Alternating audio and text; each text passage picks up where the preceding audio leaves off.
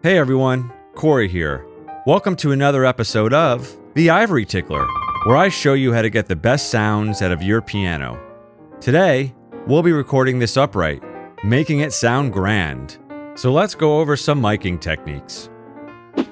Up top in front, I'm using two small diaphragms pointing straight down, 1 foot off the strings and 2 feet apart, capturing the attack of the hammers. Down under, I have a fathead ribbon, off axis and 1 foot off the strings. This captures low end and body, but be aware of pedal noises.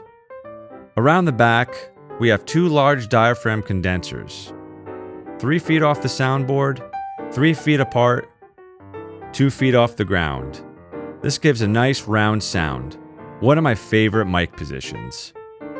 Always remember, it wouldn't be a disco without a stereo ribbon mic in the room.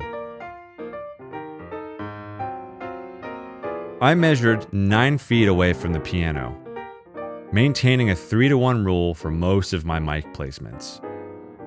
I run this through a cloud lifter for some extra gain and then patch everything to the console.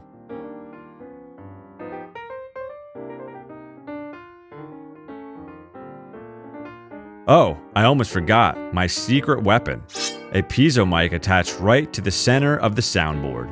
This really adds nice upper mid-range and energy. Now I know what you're thinking. Why are you using so many mics? Well, the goal here is to have options to make creative choices down the road, especially when piano is the driving force for this album.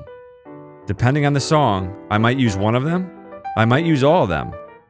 I might push one of the stereo pairs really wide, or flip the phase on one of them for some mid-side processing. Make sure to test the phase between all the mics. I like to use the front pair as my main mics to test the other mics against.